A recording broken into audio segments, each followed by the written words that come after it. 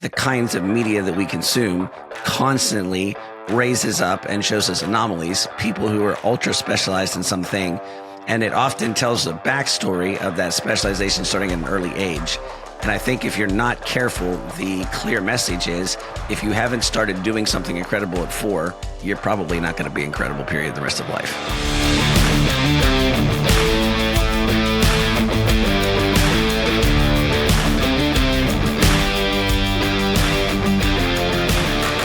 Welcome back to the Be Unbound podcast. I'm your co-host, Jonathan Brush. And I'm your co-host, David Rethemeyer.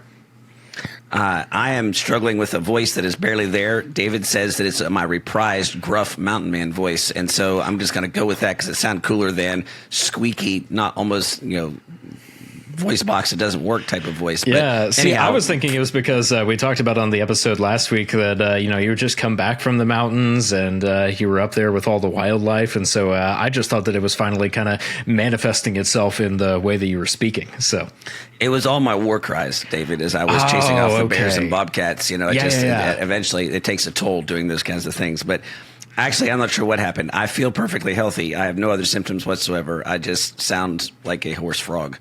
And so there it is. It'll give a little bit of uniqueness to this particular episode. So speaking of this episode, David, we had a question come in that we were thinking about here, which is what level of specialization do you need to be successful? And I think that is a question that we see asked more and more often from our students and from others, because I think my argument is that the kinds of media that we consume constantly raises up and shows us anomalies, people who are ultra specialized in something. And it often tells the backstory of that specialization starting at an early age. And I think if you're not careful, the clear message is if you haven't started doing something incredible at 4, you're probably not going to be incredible, period, the rest of life. Mm-hmm. Yeah. The example that immediately comes to my mind is, if you scroll through Instagram for any period of time or whatever your social media platform of choice is, you will find videos of people who are ridiculously good at a fairly niche skill, whether that is, like the sports is the easy example, but even something just like, a particular job or like some sort of trick, like a card trick or something like that people are able to do. You can find examples all over the place of people who have just devoted a crazy amount of time to being good at a very specific thing. And the temptation, I think, is for us to see an example of that and go, wow, that's amazing. That is what it looks like to be successful because this person, has done something that we can all agree is amazing that most people can't do, and just subconsciously because they have gained traction on the internet, we think that translates to success and that's something that we want.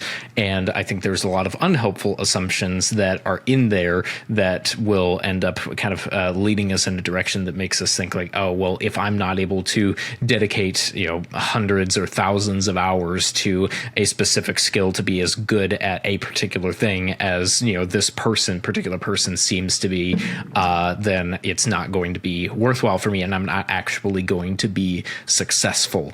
And so I think that's a very common lie that we end up seeing. Jonathan, the example that you give a lot of the time is fighter pilot syndrome. Tell us a bit about that.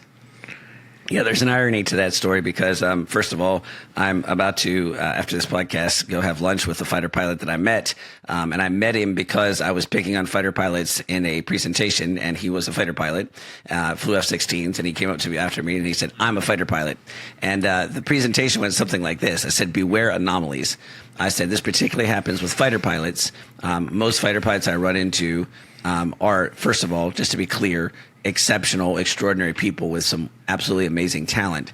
But often they say things like, if you work hard and follow your dreams, you can be like me. And not all of them say that, but that's a pretty common theme. You come back to their alma mater and they make that presentation. And I'm always a bit frustrated with that because I don't think that's really true. And that's not to take anything away from the fighter pilot. It's just to say that to become a fighter pilot requires an extraordinary amount of work. And nobody who's a fighter pilot hasn't put in exceptional, over the top, beyond what most of us comprehend, work, training, ability, skill. So this is taking nothing away from their skill. But it is also ignoring something else, which is to become a fighter pilot takes an extraordinary amount of other things happening that is beyond your control. And that is everything from how many fighter pilots a particular military branch needs at the time you're graduating from whatever path that you came through, to the kinds of platforms that are available to fly and the needs that they have there, to just little things like your physiological makeup. Fighter pilots have to be able to resist G-forces, and somebody can be physically fit and really in good shape and have smaller blood vessels in their head. That means when they put them on a machine that tests G-forces, they pass out and they can't be fighter pilots. And so the point is there that advice alone, work as hard as you can and you can be like me. That's not bad advice. It's just incomplete advice. In other words, it's like, yes, that's true. It takes a amount of work. Certainly we want people to be able to follow their dreams. But there's another reality here, which is if you get to that level of performance and you get to that level in a lot of things in life, there's a lot of things that happen that were beyond your control, and it makes you an anomaly. And because you're an anomaly, you're singular. And because you're singular and an anomaly, you're interesting. And because you're interesting, you get a lot of press. And it could be you personally, or it could be you collectively, your group. Why are we so fascinated with fighter pilots? Well, there's lots of reasons, but part of the reason is there's not many of them. Right? Mm-hmm. Why are we fascinated with, sports stars? Well, because not many people can pull off the physical feats that they do. And so it makes that very interesting. And I'm not taking anything away from the talent, the effort, the hard work, the blood, sweat, and tears it took them to get there. But it is worth noting that to just say, work hard and you too can be there, put in your 10,000 hours and you can also do that, that's not a fully accurate statement. And it's important to understand that. So you absolutely should chase your dreams. But I'd like to see people chasing dreams with a note of realism and an expansion of what is possible, so they're not locked into this narrow thing like, if I'm not an anomaly, then I'm a failure. And I think that's what often happens in a media-driven, saturated culture.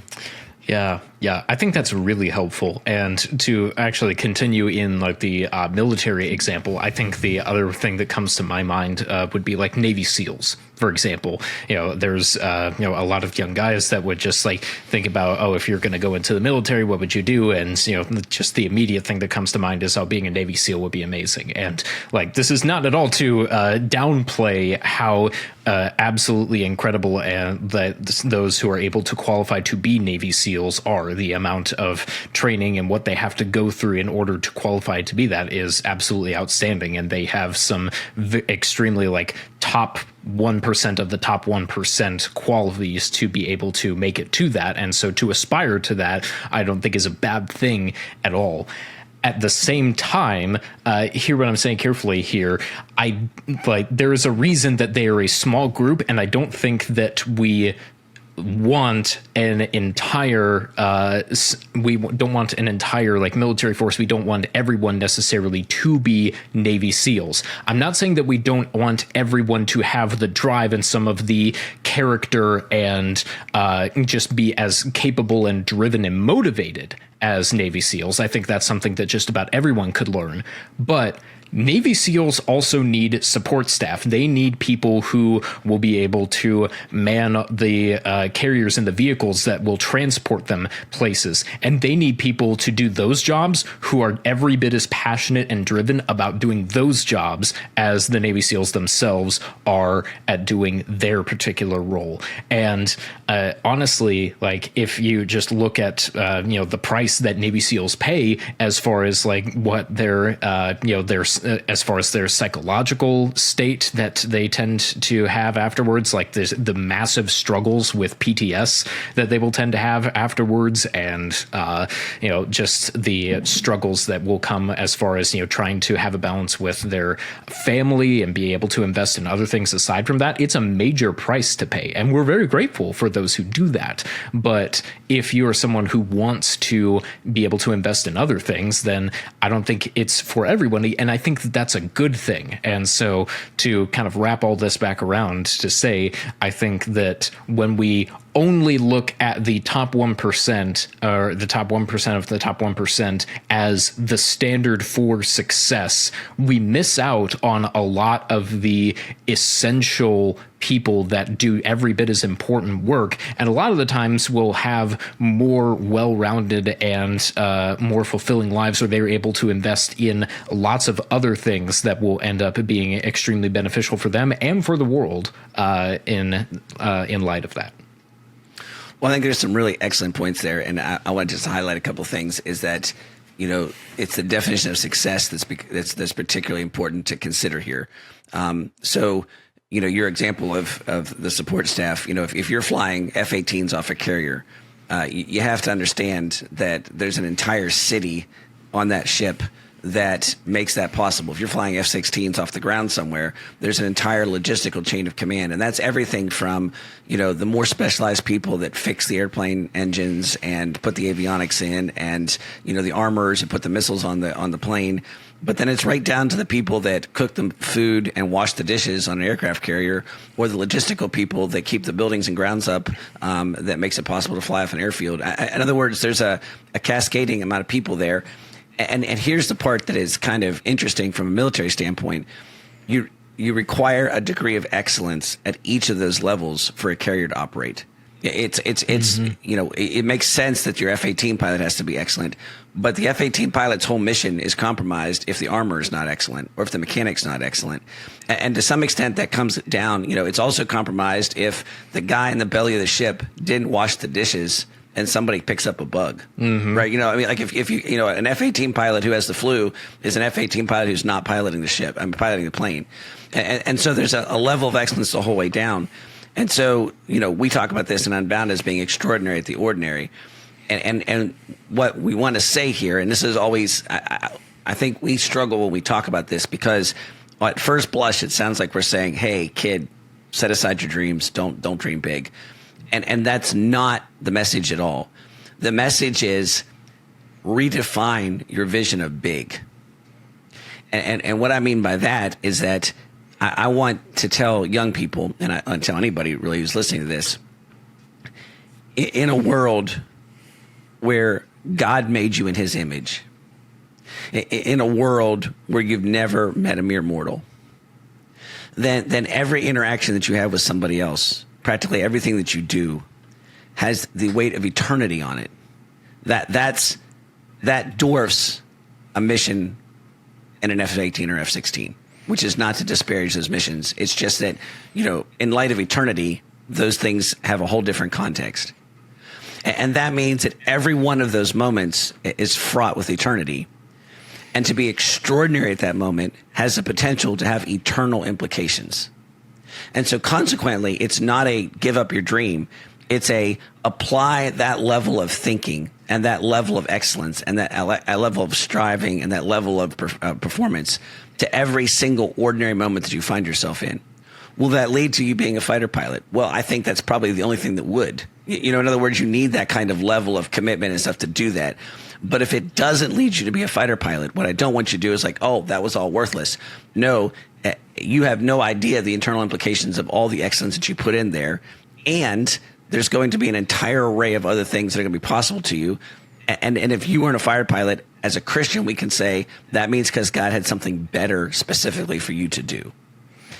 And so bringing that back to our original question, which is what level of specialization you need to be successful, the reason we kind of went on that rabbit trail and we kind of set that up and framed it that way to think about this as an extraordinary and ordinary and to beware of anomalies is that, we live in this world which loves to focus on the anomalies.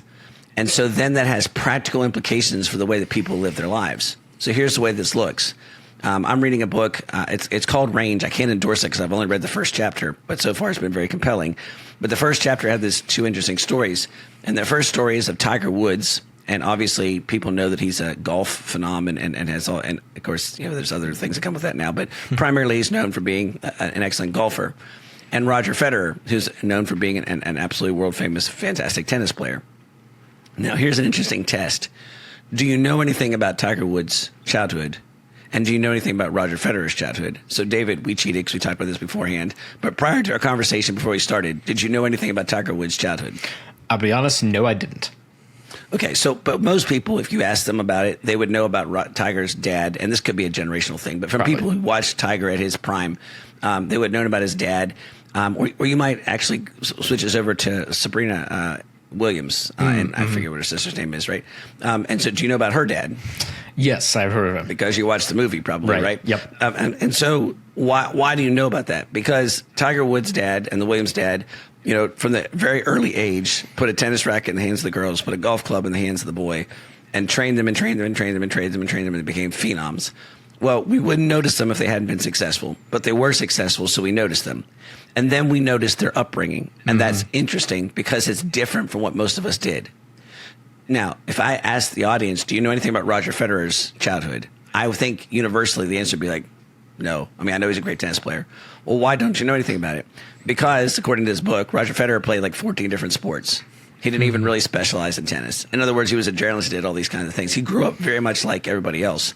And so does that mean that he wasn't able to perform? Clearly not. He's a phenomenal tennis player, maybe even a better tennis player than Tiger Woods as a golf player. And yet, why don't you know about that? Because it's not an anomaly. Because it's not different, and so it's uninteresting. You know, there's nothing. He's like everybody else. Okay? In terms of, he's not, obviously, in terms of his performance in tennis, but his upbringing was very much the same. And so I think that what happens is that, you know, now expand that out. What is your impression of what it takes to be a phenomenally talented athlete? Well, because of the Williams sisters, Venus, sorry, I forgot her name earlier, Sabrina and Venus Williams, because of the Williams sisters and because of Tiger Woods, most people think that in order to be an excellent athlete, you have to start at this incredibly young age. And I see, and I'm just going to step on some toes here, I see the wreckage of that in terms of travel teams and little kids who are being pressed into playing all these sports and like are putting in these massive hours and stuff like that. When in reality, the author of Range argues most athletes who are at a high level come from a much broader background. Well, why don't more people say, well, let's just do the broad background? Because that doesn't get the press. And so it's the anomalies that people model after. And that's the warning here. What level of specialization do you need to be successful? Well, if you would look at the anomalies, it would appear that you need an incredible amount of specialization. But if you look at the real world, it's actually a much narrower range. Most people who are successful, and of course we have problems with that word, most people who are thriving, who are doing well in all kinds of areas of their life, are not specialists. They're instead generalists, which I think is good news for most of us who didn't start, you know, by getting a golf club put in our, you know, David, you run, but I don't think your parents strapped running shoes on you when you were in diapers and said, get out there and start performing. And so, you know, I think that what happens is that when you think that you have to have this level of specialization, if you missed it and you're 12 or 15 or 16, I run this all the time, 17-year-olds like, well, I don't have really any future because I didn't start back at 10, you know, back at 5, back at 4, practicing these things. That's a crazy thing at 18 to be like, well, I didn't get an early enough start. Yeah. Well, and I think, too, that there is another element to this of if we look at how much specialization do you need to be successful, there is a very narrow view that you can take where you can look at somebody like Tiger Woods and see just like, wow, he is at the peak of success. But I think that there's a caution that we would put there is that like he's at the peak of success at the very specific thing that he is excellent at doing. And he is very fortunate in that like he has done very well at that. And that has allowed him to, make a, very good living for himself. I think that there's, again, that's extremely rare. Like Jonathan has said, beware anomalies. There's also the fact that the vast majority of us, even if we are really, really good at one specific thing, will not necessarily at this point be in a position where being really good at one specific thing will allow us to be carried through and guarantee our quote unquote success, career or otherwise, for the rest of our lives.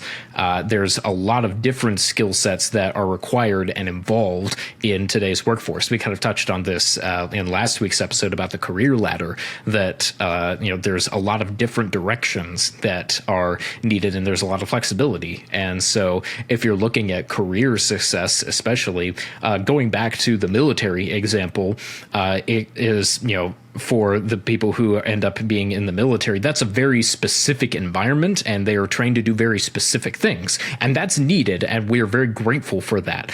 At the same time, like, it's a well-known fact that transitioning out of the military and into the non-military workforce is really challenging, and there's some social dynamics that are in play there as well. But just because it's a completely different environment, and a lot of the times the very specific skills that will be trained into our service members are not the same skills that are required of a lot of people in the modern day workforce. Now, I say that, and to continue this example, however, what the military does train is a lot of discipline and a love for learning and the ability to quickly and effectively master complicated information. And so once service members are able to kind of recognize how they can use those core skills in the main workforce, that allows them to be extremely flexible and adaptable, and can make them extremely valuable in whatever sort of industry they end up in, and can end up learning a huge variety of skills despite whatever their specialization that they might happen to have is. And so, for example, like my brother, he was an air traffic controller in the Navy for many, many years, and now he does he went to a trade school and learned how to work with repairing heavy farm equipment, and now he does a lot of work for servicing and will manage teams that service those things. And so there's a lot of different things that they can end up going into that are vastly different. And so the point that I hope that we're making clear here is that specializing in one particular thing, it can seem like that is the route to success, but especially when you might be in a position where you need to pivot in what you're doing, especially career-wise, then having additional skills and other things that you can pivot towards and lead on can be extraordinarily valuable. And so that's the level at which not focusing as much on specializing one thing, but trying to make sure that you have a broader range of general skills that you can also make use of is really, really helpful. I think as we're talking about this, I want to kind of narrow down a little bit, and I want to say two things, and they're equally important. If you are an anomaly, if you have been gifted with a particular set of skills and a particular set of circumstances that is giving you outsized performance, I want to be really clear. That's a gift from God, and it should be nurtured, and it should be grown, and it should be used. And that can be in any kind of field. It could be a musical ability. It could be an athletic ability. It could be an intelligence thing, all those kinds of things. And so if you're listening to this and you're like, well, I'm an anomaly. Okay. There are anomalies. I mean, they exist, right? Mm-hmm. And that's a particular gift, and you'll have particular opportunities and you'll have particular struggles. But also, to be clear, you're an anomaly, right? Okay. Mm-hmm. So that's we're endorsing that. But the vast majority of people listening to this podcast aren't anomalies. And what we're trying to say here is that when you look at all these people that specialize in these ways, you're thinking, I have to be just like them. And that's the false trap that you're falling into. And we want to sort of pull that out. And, I want to run another additional example here. I worked at a college as a director of admissions for a while, and it was a small college. So we were, I think 40% of our students were student athletes. So I worked closely with all of our athletic departments, Division III, so no scholarships. And so, but we had talented athletes. I mean, even Division III is way more competitive than high school. And so if you came in and played a sport, you had to be pretty good at it. But there was an interesting thing that I noticed, and I worked there long enough, and I knew people long enough to watch this thing come through. Student athletes who had begun the sport at an early age, right, had played all the travel teams and all those things, and were really good at it. So they were a bit of an anomaly. They had a particular natural talent and affinity for that sport. There was a particular pattern that I would notice. They would come through. They would be a star. Sometimes they'd rewrite the record books at our college and in our conference. Some of them went on to national championships, and a few of them went on to professional sports at some level, right? But for all of them, that ran out. And most of them ran out when they graduate from college, which is true for most college athletes. The typical pattern for that student when they graduate from college was self-destruction. Because the thing that they had built their identity on the thing that they were really good at, they couldn't do. There's not a lot of need for football players and the skills to play football post-college if you're not going to play in the NFL, right?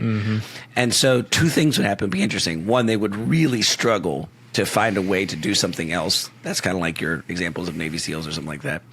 And the second thing is that it was always shocking 4 or 5 or 6 or 10 years later, those people were generally in really bad physical shape. In other words, that you know, there was no need to keep up that skill, and so they completely dropped it. Now, contrast that, we would have students who came through that were just thrilled to get a chance to play at college. It's D3, you know, it's better than high school, but they just kind of flipped over. They made that thing. They're not necessarily naturally talented, but they're contributors to the team. They might have started all 4 years or 3 years or 2 years, but they had to work hard at it. And often those people took the lessons from sports and applied them broadly to the rest of their life, and they charged out of college. You know, the lessons of discipline and teamwork and competitiveness and all those kinds of things, they transferred easily because they were never thinking that they were going to make a living with their sport. Right? They were never, the sport was never their primary identity. It was something that was important to them, but it was important in a wide range of other things. And so they were able to extract the transferable pieces from that and use it in the rest of life in a really powerful way. There's a really, really important lesson and example there. You know, if you're an anomaly and you're going to go on, you're going to play in the NFL, go on and play in the NFL. That's all different set of challenges, right? But for the vast majority of us, it's going to be a more general set of skills. And so, you know, if you're in this kind of situation where you're running a particular route and you're going to go that way, that's different. But for most of us, you have no idea, if you're a young person listening to this, where you're going to end up. And you might be listening to this as an older person saying, I'm not sure where I'm going to end up here, right, as well. And so the point there is that for the vast majority of people, it's your general base of skills. It's your broad experience. It's your ability to have some, you know, lessons you learn from playing athletics and the discipline you learn from playing the piano and the skills you learn from being a camp counselor and the first job that you had at Chick-fil-A where you had to show up early in the morning and open the store and all that stuff. It's those things that work together and combine that gives you this really broad base of skills and abilities and talents, that those are the things that are going to actually pay off. Those are the things that are actually going to make a difference as you go forward.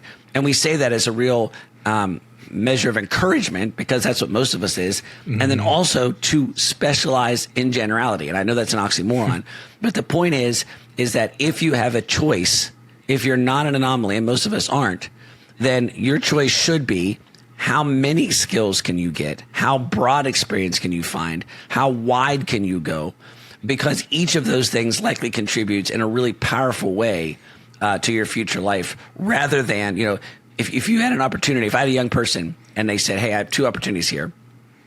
I can play baseball, and I will play baseball in the fall, and I'll play winter ball in the winter, and I'll play spring ball, and I'll go to training camps in the summer, and I can play through T-ball and Little League and whatever comes after Little League, and then high school, and then I might be able to go and play in college.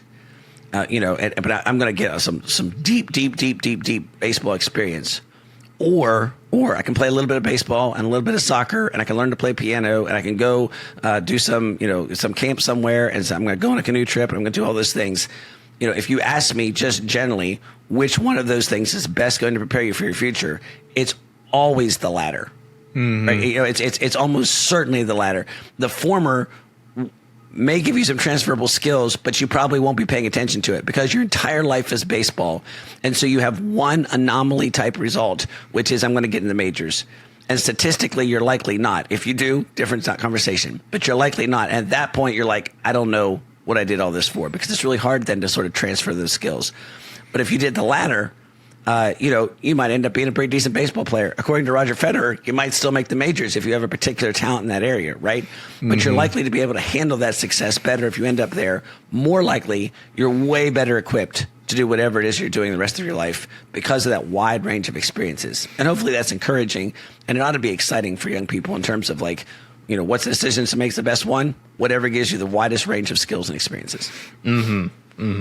Yeah, and I hope that this is also like I think we've clarified this enough that this is not a call to just like dip your toe into something and then just call it good. Like dive into something, seek excellence in whatever you happen to be called to do, and try to see just like how much knowledge and how much experience and how much learning that you can obtain in a particular area. But at the same time, like it is a blessing to be able to like have a wide range of skills, and I think even Jonathan did a great job of outlining how that can be really beneficial in your career, and I think it can also just be helpful in day-to-day life, just to be a blessing to the people around you and to your community, to your friends, and to your family if you have a wide range of skills and abilities. I am extremely blessed by people in my life who are particularly skilled in trades, and so if I have a question about how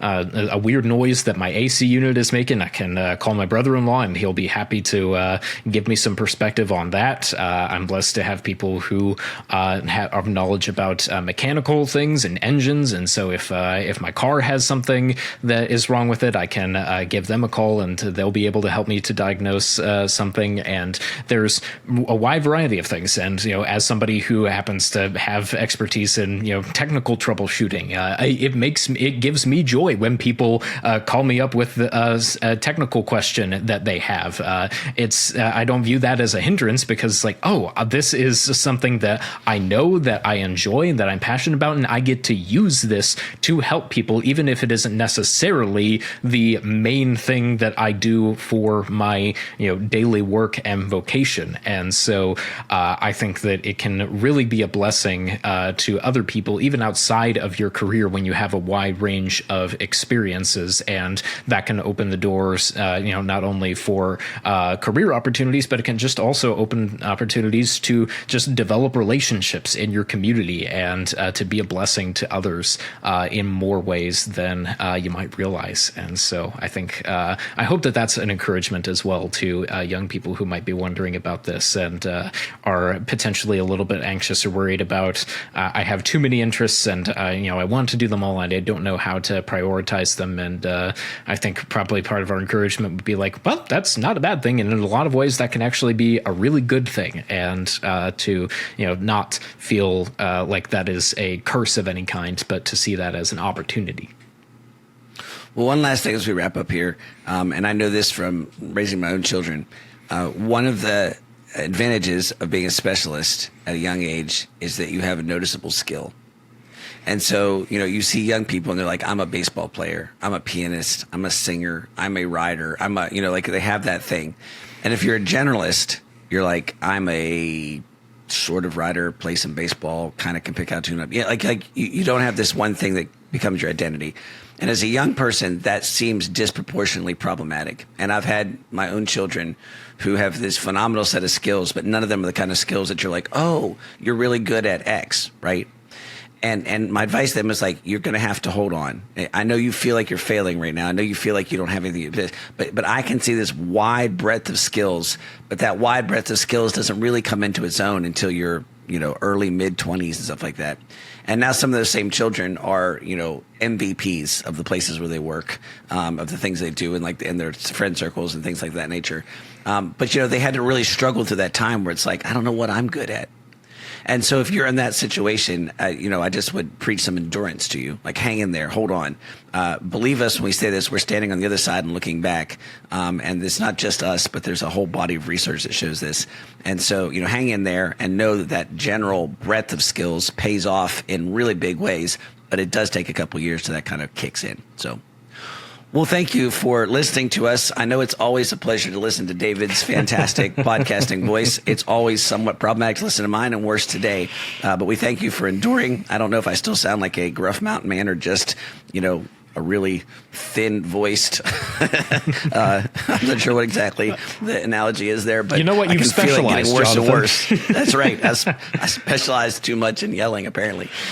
So thank you so much for taking the time to listen to this podcast. If you're interested in the kinds of things that Unbound does, please check out beunbound.us, where you can learn about all the programs that we do. And yes, we do specialize in training generalists, and we have a really good track record of doing that. So be unbound.us. Until next time, when hopefully my voice will have recovered sufficiently, be unbound.